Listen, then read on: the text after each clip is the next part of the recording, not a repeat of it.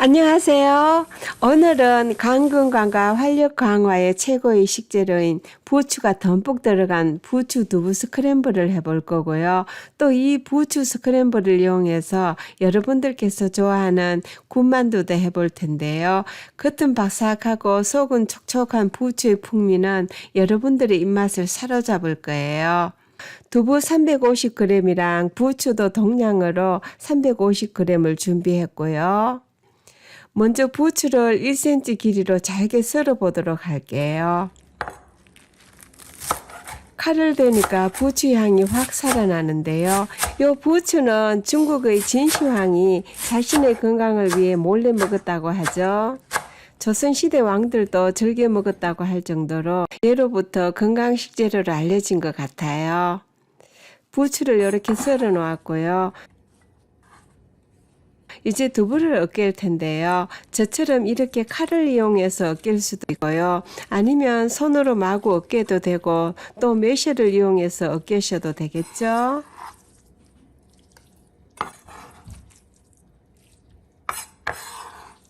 두부랑 부추가 이렇게 준비가 되었고요. 그럼 먼저 두부의 수분을 좀 제거할 텐데요. 달군 팬에 두부를 넣어 주시고요. 기름은 넣지 않았고요. 두부만 해서 수분을 어느 정도 날려보내면 되는데요. 두부에 물기가 전혀 없기보다는 30% 정도 물기가 좀 남아있는 좀 촉촉한 느낌이 남을 정도로만 날려주시면 되겠어요. 네, 수분이 어느 정도 날아간 것 같은데요. 두부를 한쪽으로 모아주시고요. 기름을 약간 두르고요. 다진 마늘 한 큰술 넣습니다. 마늘 향이 나도록 볶아주세요. 이렇게 향이 충분히 나면은 두부랑 섞어주시고요. 강황가루 2작은술도 넣을게요. 요건 생략하셔도 되는데요. 어쨌든 건강도 몸에 좋은 그런 식재료니까요. 자주 요리할 때 활용하시면 좋겠죠. 소금 2꼬집 정도 넣고요. 후추도 약간 넣어주세요. 그리고 영양 이스트 프레이크가 있으면 한 큰술 정도 넣어주면 좋아요. 치즈 맛이 나는 비타민 B12가 풍부한 양념인데요. 없으면 생략하셔도 되고요. 마지막으로 부추 350g 준비한 거 넣을게요. 부추를 넣고는 한 2-30초만 더 볶아주세요.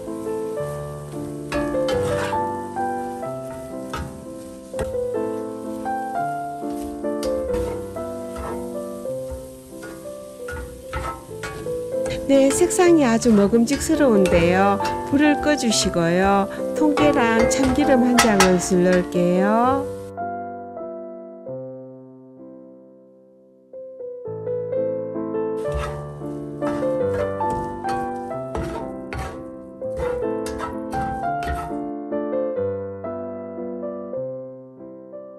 이렇게 하면은 두부 속에 들어있는 풍부한 양질의 단백질과 염증 해소에 탁월한 강황가루 그리고 활력해소인 부추가 들어간 아주 건강적인 부추 두부 스크램블이 되는데요. 간을 슴슴하게 했기 때문에 원한다면 양념장을 곁들여 비벼 먹으면 좋거든요. 양념장에는 아미노 간장 한 큰술 넣고요. 매실청 한 큰술, 들기름 한 작은술, 그리고 통깨를 넣고 섞어주시면 되겠어요. 원하신다면 고춧가루도 약간만 넣고요.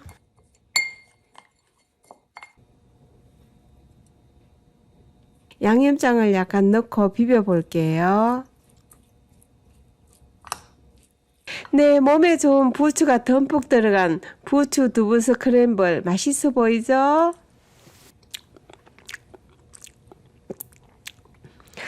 정말 맛있네요.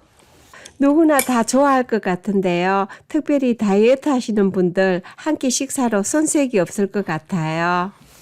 이렇게 해서 스크램블로 해서 드셔도 되고요. 한 걸음 더 나아가서 라이스페이퍼를 이용한 만두 만들어 볼게요. 라이스페이퍼를 물에 적신 다음에요. 부추 두부 스크램블을 한 2술 정도 넣어주세요. 단단하게 사주면 되는데요. 이렇게 3분의 1을 접었으면은 양쪽은 안쪽으로 접어 줄게요.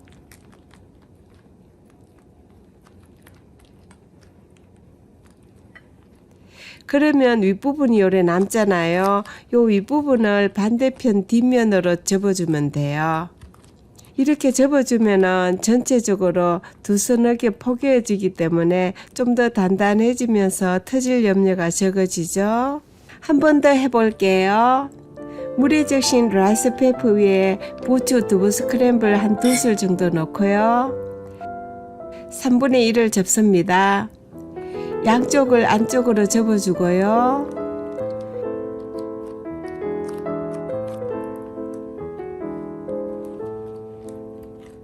윗부분은 뒷면으로 접어줍니다.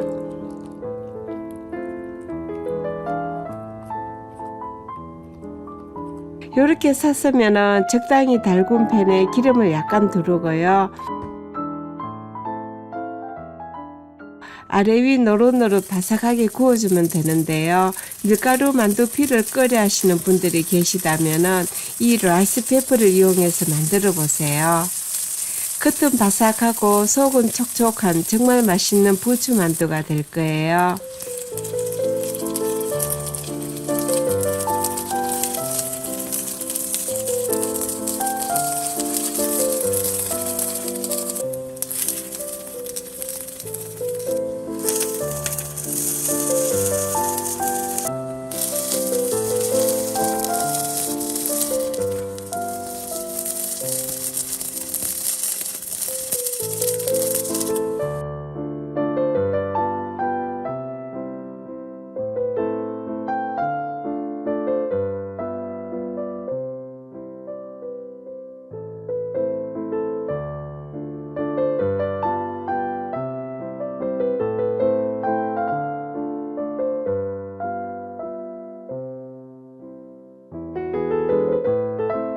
간을 슴슴하게 했기 때문에 양념장을 곁들여 드셔도 되고요.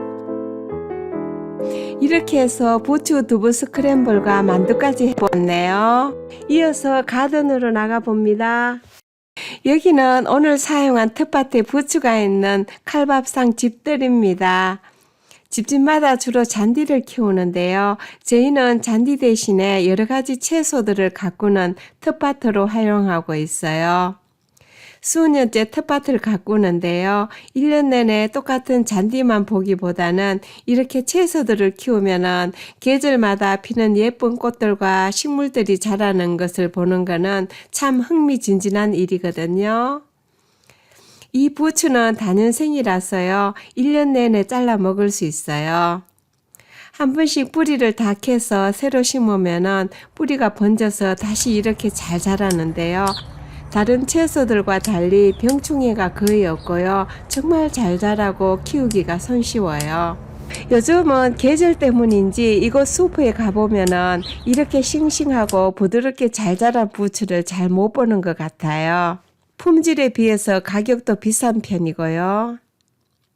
이 부추는 독성 물질을 해독하는 작용이 탁월해서 간의 채소라고 알려져 있을 정도인데요. 제가 자란 시골에서는 이 부추를 전구지라고 불렀어요. 그렇게 오랫동안 전구지라고 부르면서도 전구지란 뜻은 최근에 알게 된 거 있죠. 부부간의 정을 오래 유지시켜주는 힘을 상징하는 표현으로 전구지라 불렀다는데요. 비단 남성들에게 뿐만 아니라 몸을 따뜻하게 하는 성질이 있어서 혈액순환을 좋게 해주기 때문에 여성들에게도 아주 좋은 식재료이기도 해요. 그리고 고혈압 예방에도 탁월하고요. 항산화 성분이 풍부해서 세포 노화 방지에도 도움이 된다고 하죠. 집들에 부추가 요래 있으니까요. 정말 요긴하게 여러가지 요리 자주 해먹게 되더라고요. 부추전은 물론이고요. 부추 양념장, 부추 겉절이, 만두, 부추국수, 나물, 그리고 국이나 찌개에도 약간씩 넣어주면은요. 음식의 풍미가 살아나더라고요.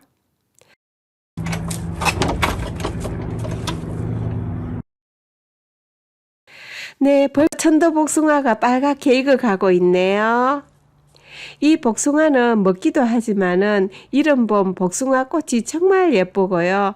또 꽃잎이 떨어지면은 그 자리에 콩알 만한 연두색 열매가 맺히는데요. 점점 자라나는 과정 그리고 빨갛게 익어가는 과정을 보는 즐거움이 정말 크거든요.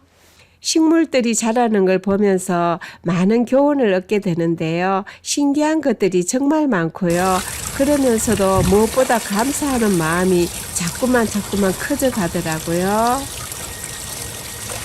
부추를 씻을 때는 한 손으로 중간 부분을 잡고요. 밑부분을 손으로 비비면은 떡잎이 쏙쏙 빠지면서 흙도 잘 제거가 되죠.